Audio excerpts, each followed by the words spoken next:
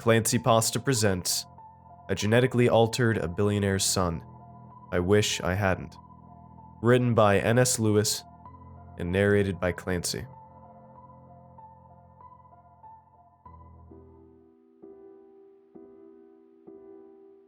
$10 million. They say everybody has a price, and that was, apparently, mine. That's what it took for me to abandon all ethics, caution, and respect for human life. It wasn't worth it. Not even close. Mr. Minkowski sat across from me, my cluttered office desk between us. "I want you to fix my son," he said, looking me directly in the eyes. It was silly, but I felt like I was back on the schoolyard 40 years ago, getting stared down by the class bully, just before he pantsed me. I shook my childish intimidation away. Mr. Minkowski was a billionaire, but he was still just a man. And he was in my office, not the other way around. "And what's wrong with your son?" I asked. "What isn't wrong with the little shit? For starters, he's a goddamn runt. Asthma and big glasses and buck teeth and you fucking name it. Okay, so you'd think the kid would at least be smart, right? You know he's not good at sports, not a chance with the girls.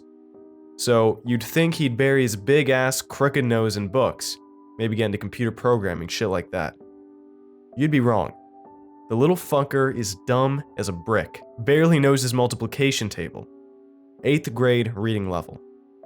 He's 15 years old, Doc." I shifted in my seat. "I presume he has some disorder that makes him a candidate for gene therapy?" "That's the thing, Doc," Mr. Minkowski said, keeping his eyes locked on mine. "We've had him tested and tested. There's nothing wrong with him, other than the asthma and every fucking allergy known to man. There's nothing wrong with him, and there's everything wrong with him, you see? He just ended up with all the shit genes, that's all. He got unlucky. But you know what?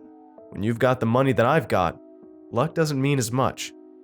That's when you come in."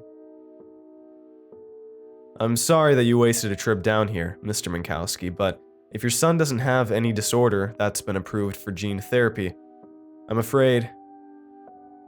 "Not talking about ordinary gene therapy, Doc. I'm talking GTCA final phase CRISPR."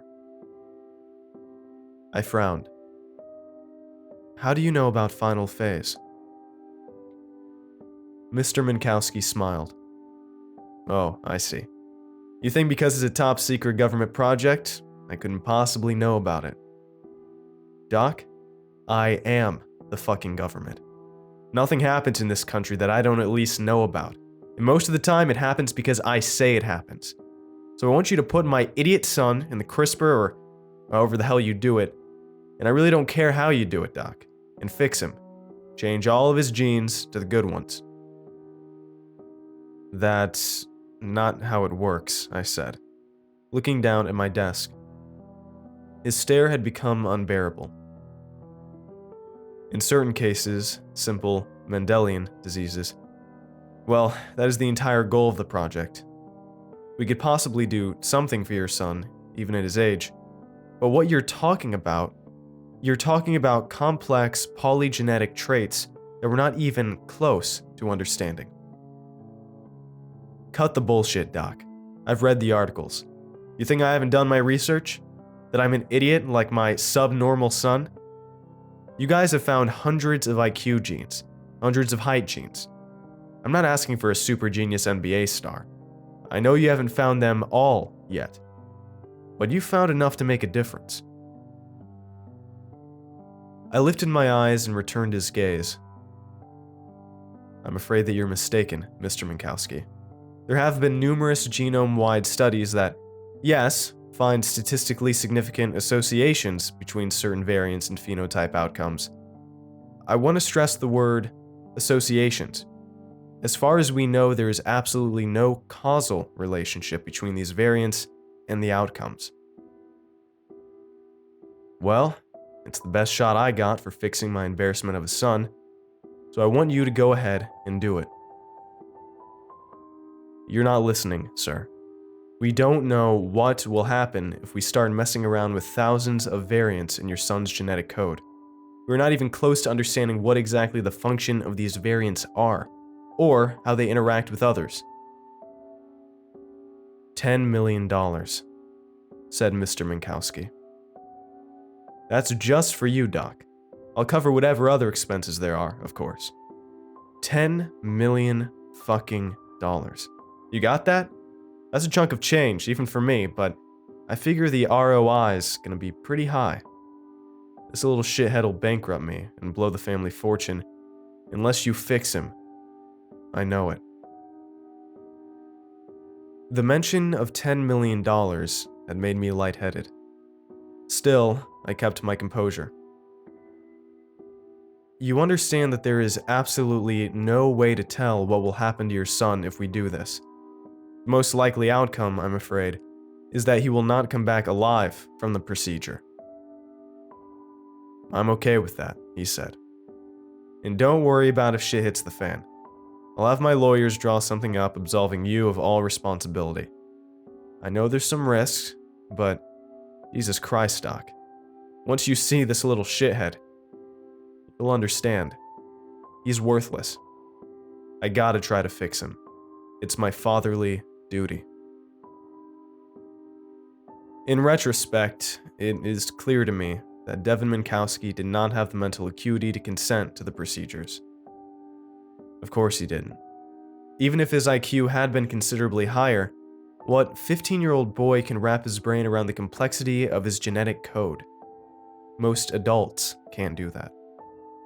Nevertheless, when Devin agreed to the procedure, saying that he just wanted me to fix what was wrong with him, and he didn't care if he died, I told myself that he was willingly consenting. The money had bound and gagged my conscience, which should have been screaming in horror at the atrocity I was about to commit. Instead, I told myself that I have a family to think about too. And if the child wants the procedure, despite the risks, then I'm doing a clear good. It is incredible how easy it is to rationalize away the worst actions. The treatments went on for a year, and on the last day of them, I hid away in the bathroom and cried tears of relief that Devin made it through alive. I knew that we weren't out of the woods yet, but that he had survived in the first place did wonders to relieve whatever was left of my conscience. I dried my eyes and returned to my office, where Mr. Minkowski was waiting for me. Gotta say, Doc, part of me wonders, did you even do shit? Or have you been putting me on this whole time? Fucking kid still looks exactly the same. Still dumb as a sack of flour, so tell me right now, and I'll know if you're full of shit. You been jerking me around? I assure you, Mr. Minkowski, the procedure was a success, from my end. You can easily compare Devin's before and after SNPs and see for yourself.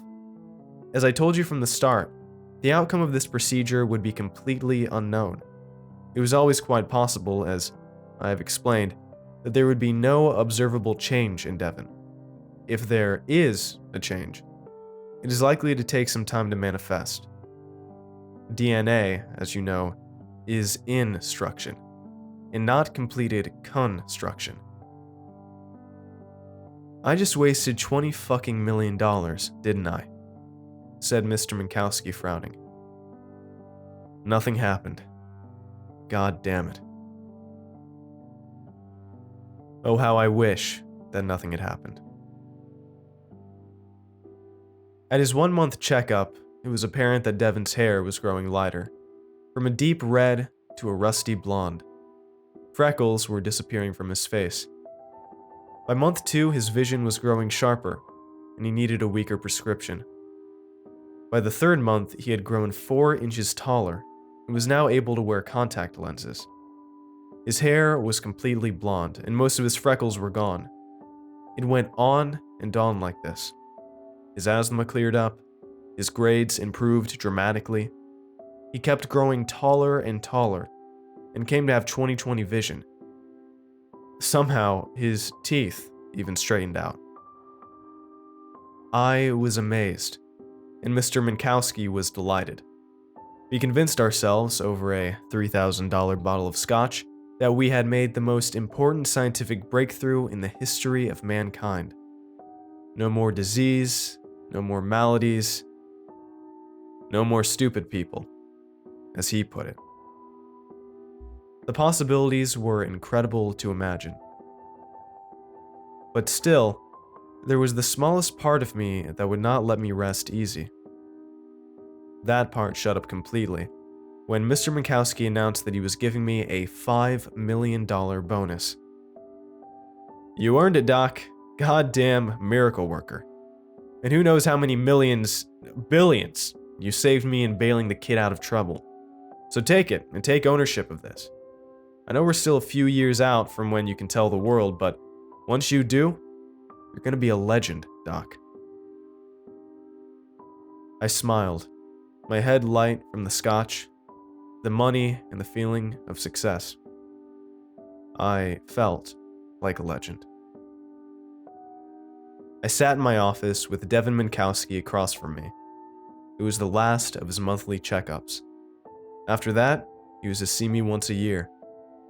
I was amazed at how completely he had been transformed in the course of a year. It was as though the Devin sitting across from me now was a completely different Devin than the one that I had seen a year ago. He retained only a few traces of his former phenotypes.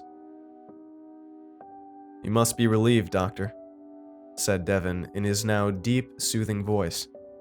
His stutter was completely gone. Oh, I'll miss seeing you every month, Devin. That's not what I mean. I mean, you must be relieved that you didn't murder me. You know as well as I do that this was always the most likely outcome, given our present knowledge of genetics. Are you not happy with the procedure, Devin? It's funny. The one thing that hasn't changed about me is my memory. I still remember everything in that crude, impressionistic manner in which I used to experience life. I remember the day that I met you, how scared I was. But overpowering that fear was hope. Hope that if I did this, my father would finally love me. Devin laughed. And you know what? It worked. He loves me. He's proud of me. And it's all because of you, Doctor. I smiled. In a few years, Devin, we'll tell the world about you. Then it won't just be your father that loves you. The whole world will. Devin returned the smile. That will be nice. But listen, I want to thank you. Formally. I want to do something special for you. That's hardly necessary. Oh, I've been planning it for a month. Here, he said, reaching down onto my desk for a pen and a pad. He wrote down an address in perfect handwriting. This is our house. Be here at 6 p.m. tonight, okay? Please bring your family. You have a wife and a son of your own, right? Please bring them. Don't need anything beforehand. It's going to be very special. That sounds great, Devin. We'll be there. By 6:30 that evening, we were all seated at the Minkowskis' massive dining table. Devin walked around the table, pouring out a dark red wine into our glasses. Mom? He asked, standing in front of his own place setting. It's okay, right? Just one glass in celebration? Oh, I suppose, said Miss Minkowski. Just one, though, Devin. And Doctor, you wouldn't leave your son out of the toast, would you? Please, Dad, said my son. I nodded, and Devin poured the wine in, and then went back to his seat. A toast, said Devin, holding up his glass. To scientific progress, and to the good doctor. Cheers, said Mr. Minkowski. I smiled as we all clinked glasses, and then I had a sip. I cooked dinner myself, said Devin, We have chefs, but I dismiss them for the night. It's amazing, really. Even cooking has a genetic element to it. I don't know what it is exactly, but I can tell you that last year, well, I could hardly assemble a peanut butter and jelly sandwich. It smells delicious, said my wife. He really is amazing, said Mrs. Minkowski. Now, Mother, said Devin. He really is amazing now, you mean? And before? Well, before I was a piece of shit. Isn't that right, Mom? Devin, said Mr. Minkowski. You should all probably take a deep breath and enjoy this moment, said Devin. In a few seconds, the tranquilizers will hit. Maybe you can feel them already. Oh no, Doctor. There goes your son. I looked over as my son's head dropped, his face slamming down onto the table. I began to stand up, my heart pounding, but then it hit me, too. I awoke unable to move or close my eyes. I was sitting in a theater, staring up at a screen, which projected my own image back to me. I was bound to one of the chairs, my eyelids taped open. A device positioned above my head dropped water into my eyeballs every few seconds. There was a gag tied around the back of my head and stuffed into my mouth. The image on the screen was live footage from the camera strapped to Devin's head. Devin was standing on the floor below the screen. To one side were 4 people, also bound and gagged. My son, my wife, and Mr. and Mrs. Minkowski. To the other side was a table with a tray of surgical tools on it. I struggled to cry out, but it was no use. Ah, the good doctor is awake, boomed Devin's voice over the loudspeakers. He was talking into a headset. I watched as he walked over to the table and picked something up. On the screen, I could see what he saw. It was a scalpel. Devin picked it up and turned his head so that the image on the screen was my son. Tears were streaming down his face. My son's head grew larger on the screen as Devin approached. Then it filled the entire screen. I watched helplessly as the scalpel caressed my son's cheek. Devin pressed it down until a spot of blood appeared. I've been studying your family, Doctor, while you slept, and here's what I've observed. Your wife, she has a truly beautiful face, but let's be honest, she's grown a little flabby down there. Meanwhile, your son's face is a bit smashed, but what a body. So athletic, like a lean and hungry animal. So I'm standing here looking at them, and it hits me. What if I cut off her head and sew it on his body? The camera, which had been alternating between my wife and my son, swung out back towards me, and on the screen, I saw myself pale and sweating. No, I screamed, uselessly in my head. Please no. So I was getting ready to go ahead with the procedure.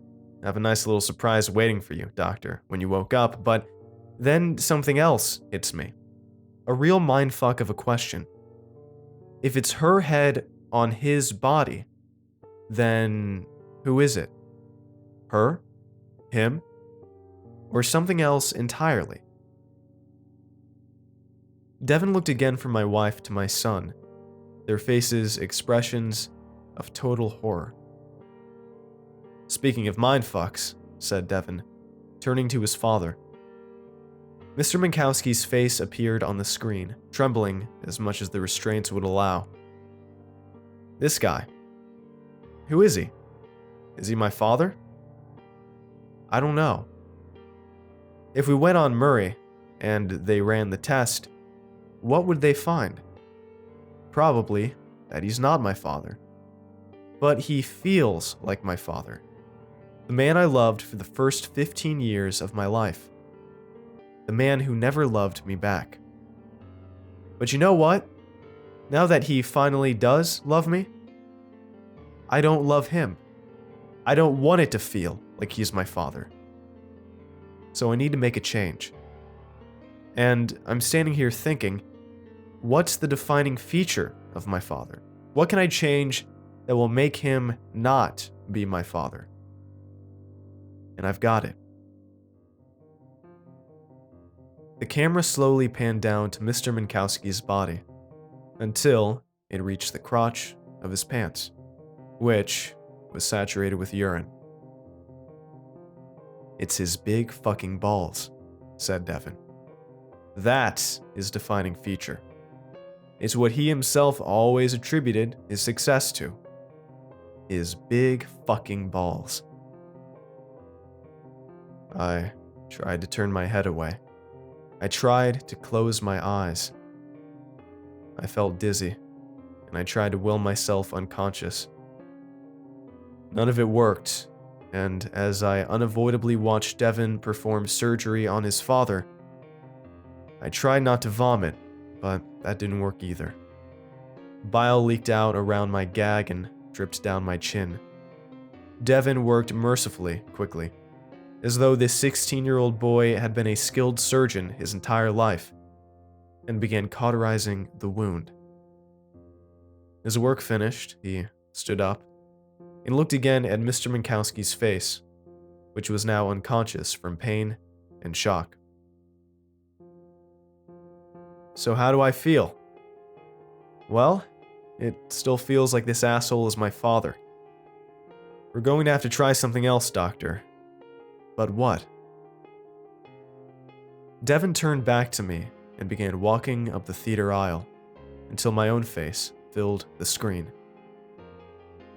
I know, he said, the camera gazing to my eyes.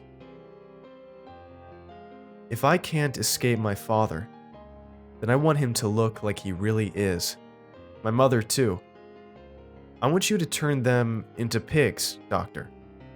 Legit, oinking, filthy pigs, with snouts and everything. But keep their memories in there, like you did with me. You can do that, right, Doctor?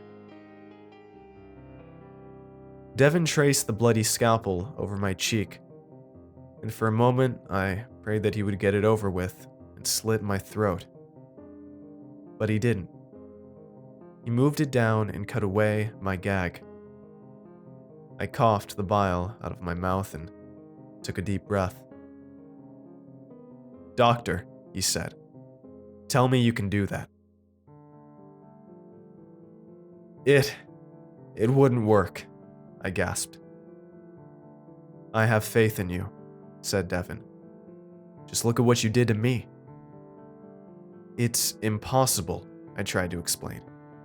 With you, I just switched around some variants, all within existing human parameters. But I can't put a human being inside of a pig's body. You can, said Devin.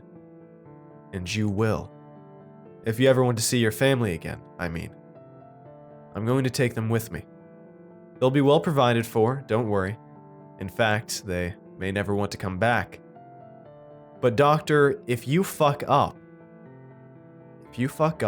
they die. Do you understand? Yes. That's a good doctor. I'll be taking my parents with me as well. You let me know when you're ready for them. I imagine you have some research to do. But don't take too long. No. It would be very bad if you took too long. You have a year. It's been 8 months, and all I have to show for it is a sickening pile of dead mice. Once, I thought that I had gotten one of them to grow a snout, but it turned out that I had merely created a new, deadly, inflammatory disease. I'm at the end of my rope, and near the end of my funds. My desperation has brought me to this form. An internet search led me to a story here about a man encountering a giant chicken man.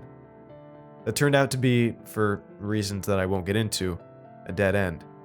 But as I read more stories here, I realized that people have encountered all sorts of amazing things. I am open to anything. A scientist out of the mainstream who has maybe been performing some unnatural experiments, a witch with a spell to turn the Minkowskis into pigs, a deal with the devil, even. I feel as though I've already made one, so another won't hurt. Anything. I know that I am responsible for this ungodly situation, and I do not deserve sympathy. But my family is innocent. Please, if you know of anything that might help them out of this, let me know. Part 2. A couple of nights ago, I attempted to make a chicken cashew dish. I skimped on the ingredients and didn't plan the timing very well while I was cooking. I was rewarded with a mess that was both mushy and tough, and wholly inedible. A couple of years ago, I edited a few thousand nucleotides out of the billions in Devin Minkowski's genome, recklessly risking his life. My motives were purely selfish, and what emerged from the procedure was a violent psychopath, focused on enacting revenge on his father for not loving him for what he was before. What comes out is a function of what goes in. I say this as a scientist and a human being. We reap what we sow. Thank you to all who read my previous post, and to those who offered solutions to my problem. I read them all and appreciated the thought that went into them. Many of the suggestions were all but impossible to follow through with, but the people making them couldn't have known that, because I did a poor job of properly explaining the situation.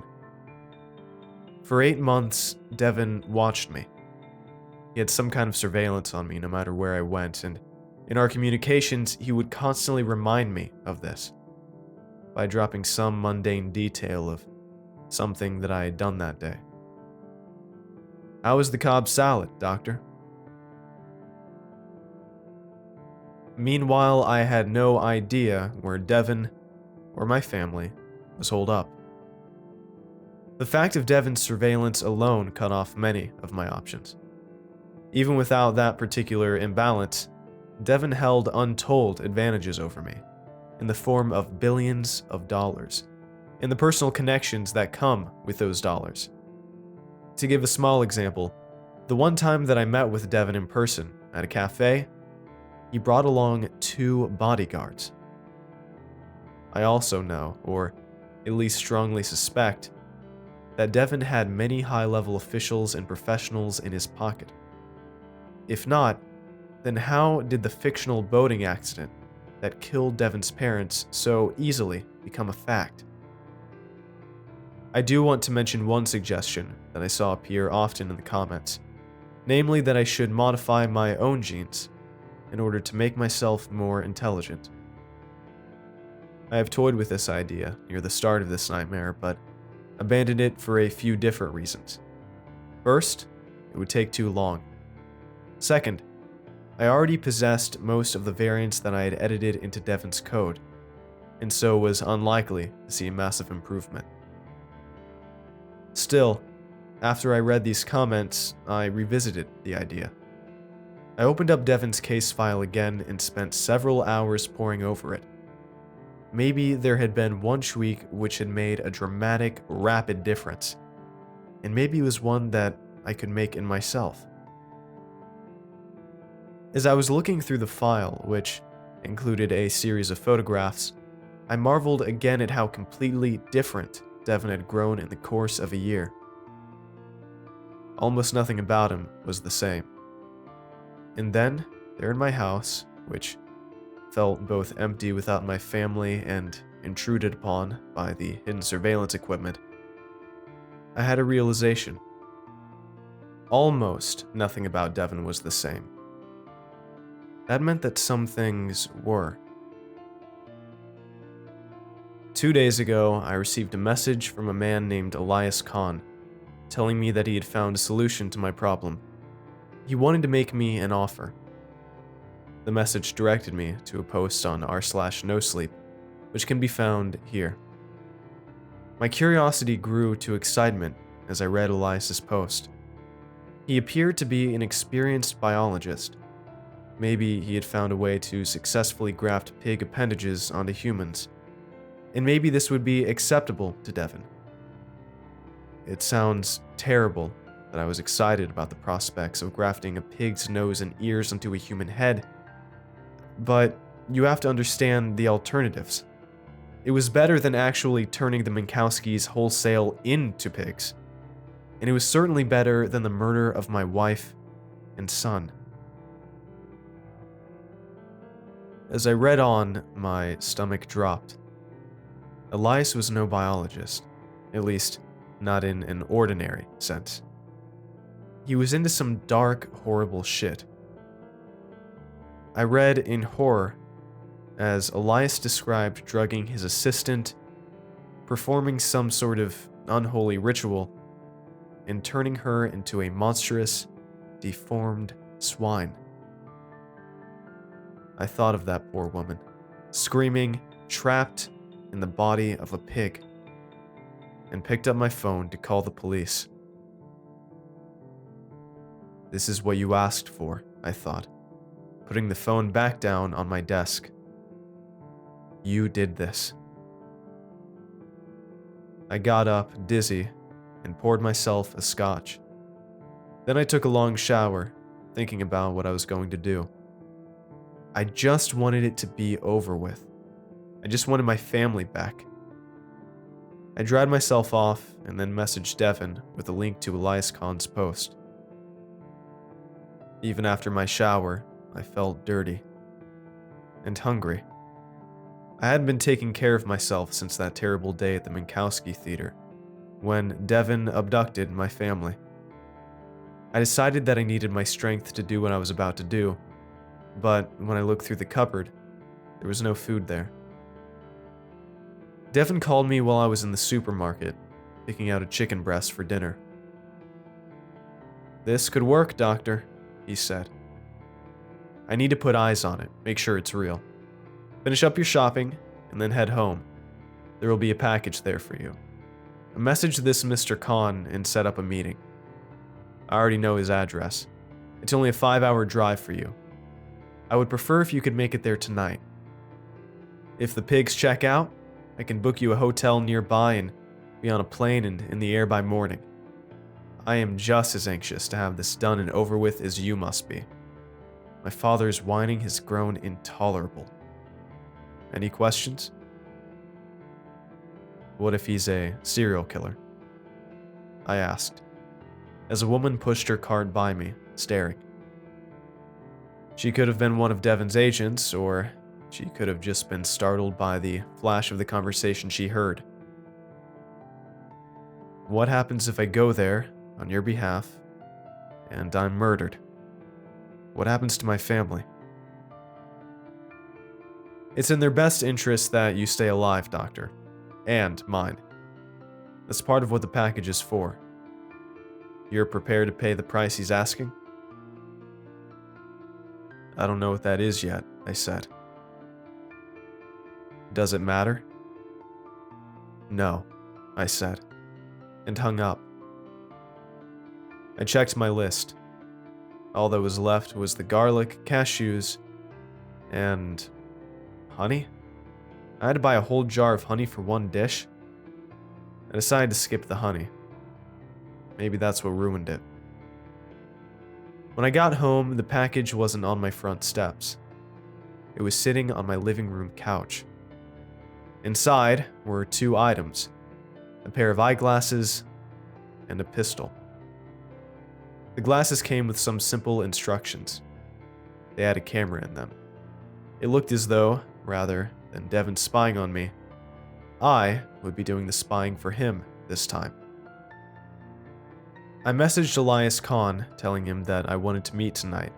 and verify that the ritual was legitimate and not just a hocus-pocus show.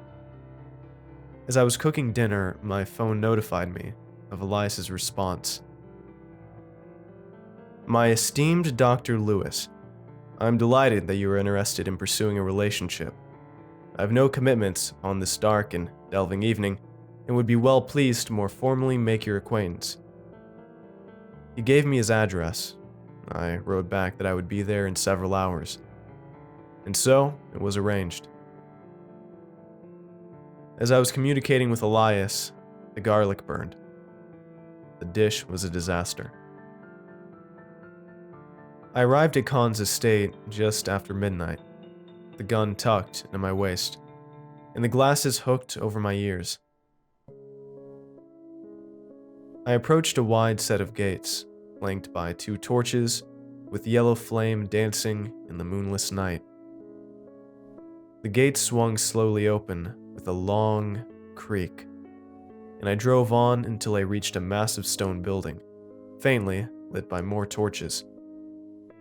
I stepped out of the car and heard all manner of chirping and grunting coming from behind his house. That's right, I thought, trying to let my rational brain push down the fear. He said that he has a private zoo.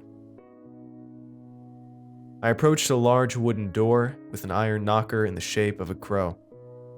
I shuddered as I grasped the cold metal and knocked. No one answered. I kept knocking, banging harder and harder, the sound filling the night. At last, the door swung open, and there was Elias Khan, looking every bit as evil as I had imagined him. Dr. Lewis, he said, in a thin, barely audible voice. You must excuse me. I'm not as quick on my feet as I once was, and, as you know, my assistant has recently taken a leave of absence. My stomach tightened, but I held my composure. Let me see her, I said. Of course. Come in. I stepped in and looked around. The walls and the floor were constructed of stone, as was the winding staircase to the 2nd floor. Sconces holding lit candles lined the walls, except where there were bookcases, overflowing with thick and ancient tomes. Follow me, Dr. Lewis. We walked around the corner to a wooden door, behind which was another set of stone stairs heading down. As soon as Elias pushed the door open, I heard it. A woman whimpering in anguish and despair. I shivered and followed Elias as he took a torch from the wall and walked down the steps. A faint, unpleasant smell grew stronger as we descended. It smelled like a pig pen. Then we were on a dirt floor. I could only see the first few feet illuminated by Elias's torch, but I could hear the horrible noises growing louder. Then, I saw it. The hooves first, cracked and crooked. Then a sinewy leg. And finally the torso of the beast. 6 pairs of human female breasts hung from its heaving pig belly. I couldn't hold back, and vomited on the dirt. Elias let out a soft chuckle. Are you satisfied? He asked.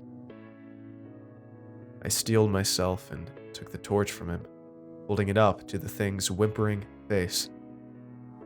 There, behind a bloated pig's nose, were 2 human eyes, full of human tears, full of human pain. Can you turn her back? I asked. The flower fades to make fruit, the fruit rots to make earth. Out of the mother, and through the spring exultances, ripeness, and decadence, and home to the mother. She will turn back, Dr. Lewis, in her own fashion. I pulled out my phone and typed a message to Devin. Do you see? I got an immediate reply. Good. I will be there in the morning. I am sorry, I said to the beast, as I pulled the gun from my waist and cocked it. I saw the flickering flame reflected in the creature's eyes, and I thought, a flash of relief. With a trembling hand, I fired a bullet into its head, and it dropped away into the darkness as my ears rang from the shot. Now we shall discuss terms, said Elias, taking the torch from me and turning back to the stairs. He led us up and into a kitchen where there was a wooden table and ancient non-electric appliances.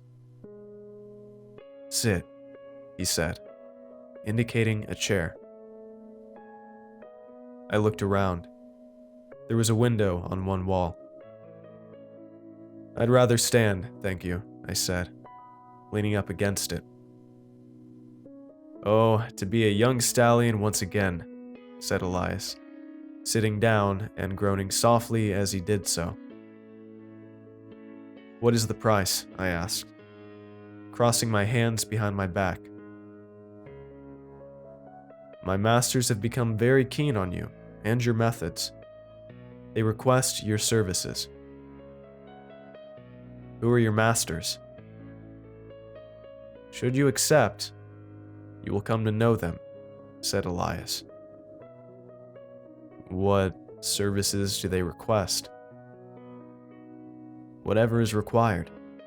They are to be in your employ for 20 years' time. If you choose to leave after the hourglass has run its course, you are free to do so.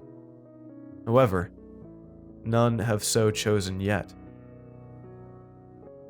Whatever is required? I asked. Do I get to live at home with my family? As you may have observed, I am currently in need of assistance around my house. This is where you will begin your apprenticeship. You will live with me.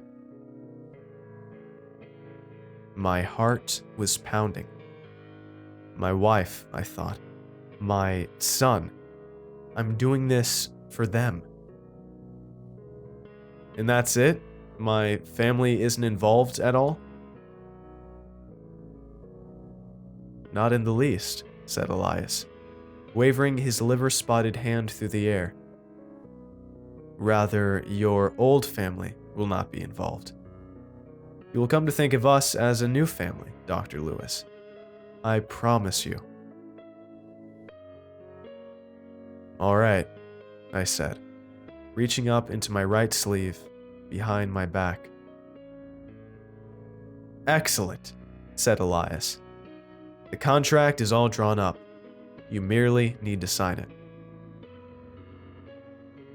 I pulled the plastic baggie out of my sleeve. Not yet, I said. It's not you, it's on my end. Before I sign anything, I want to see my family here in front of me. I sprinkled some dust on the windowsill. I understand, said Elias, flashing an unsettling grin. You do not trust the younger Minkowski. That is quite wise of you. I suspect that his hatred is pure, and he will be quite eager to do the deed and make the exchange. However, we will wait. We'll be here tomorrow. If he brings my wife and my boy, I'll sign the contract. Tomorrow, then, said Elias. I would see you out myself, but I am not as sprightly as once before, you understand. I can see myself out, I said, wiping the last of the dust from my hands. The next day, I was back at Elias's kitchen table, this time sitting. Elias was at the wood stove brewing up some tea. I decided that I wasn't going to have any. I looked out the window, which was beginning to fog up with condensation, and saw an SUV pull into the driveway. I watched as two large men exited, Devon's bodyguards. One of them opened a door that Devon Minkowski stepped out of, while the other began roughly pulling passengers out. First came Mr. Minkowski, then Mrs. Minkowski, both with their hands bound behind their backs. I stood up and wiped the condensation off the window and peered out as another passenger was yanked from the SUV. It was my wife. I hadn't seen her in 8 months. She was beautiful. Beautiful and terrified. My son followed behind her. I watched as one of Devon's bodyguards tied them to a tree, its branches swaying in the cold wind. I met the rest of the party at the front door. "You see, Doctor?" said Devon, smiling. "I've brought your family. Once the transformation is complete, they are free. You have my word." "What the fuck is going on, Doc?" asked Mr. Minkowski. "The little shit won't say." "Hal," said Devon, nodding to one of his bodyguards. "I believe that the doctor has a pistol on him. Would you do me a favor and pat him down?" Hal patted me down and found the gun. He pulled it from my waist and finished searching me. "Fair enough," I said. "Follow me." I led the procession into the kitchen. We all took a seat at the table, except the two hired thugs, who remained standing. "Are you prepared to sign, Dr. Lewis?" asked Elias, sliding parchment across the table with a hand trembling from old age. "What the fuck, Doc?" said Mr. Minkowski. "You're fucking me, aren't you? I make you a rich man and this is the thanks I get?" "He's going to turn you into..." I began. "No!" shouted Devon, slamming his hands on the table. "You will not ruin the surprise." "Turn us into what?" asked Mrs. Minkowski, sobbing. "Will you sign?" asked Elias. A line of sweat ran down my forehead. "Damn it," I said. "It's hot. That stove, all these people here. It's too much. I can't think. Can we open a window?" Devon shrugged. "Hal," he said, to the bodyguard who was standing next to the window. "Open the window." Hal reached to lift the window. "It's stuck," he said. "Come on," I groaned. "It's so fucking hot." "You have to bang it," said Elias. Hal drove his palm up, and the window jiggled, giving a hint of opening. Then he did it again, and the window shot up and opened. A puff of dust flew through the air. I looked at Devon and watched as his eyes grew wide in amazement. He struggled to breathe, but no breath came. He began to bang his hand on the table. The room broke into chaos as Hal drew his gun and pointed it at everyone in turn. The other bodyguard rushed to Devon and tried to apply the Heimlich.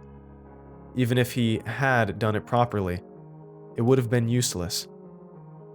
Devon was experiencing anaphylaxis due to his cashew allergy. As Devon's face started to swell, he stopped thrashing and turned to look at me.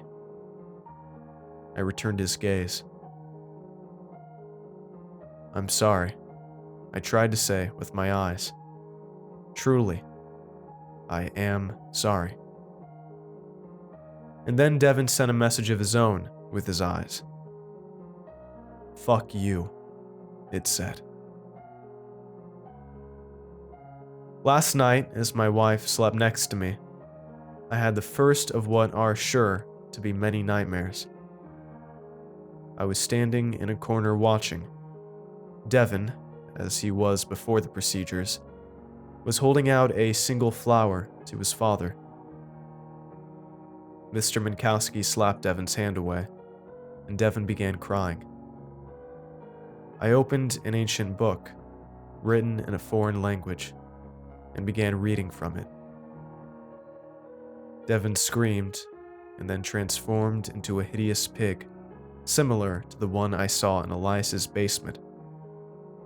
I walked over and stabbed it in the throat, blood gushing into my face. I awoke screaming. We reap what we sow.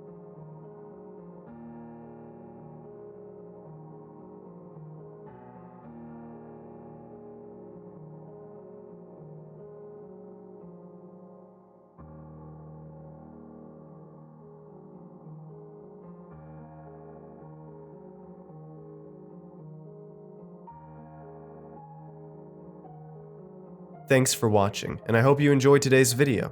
I want to give a huge thanks to all of my supporters over at Patreon and YouTube memberships. Your support makes these narrations possible, and I appreciate it a ton. If you'd like to join these lovely ghouls, you can head on over to my Patreon at patreon.com/ClancyPasta, or click the join button below to become a member. Through Patreon, you can gain access to extra videos, on-screen thanks in the end credits of every video, personal shoutouts in a special video once a month, autographed stickers, merch store discounts, exclusive Discord roles, and much, much more.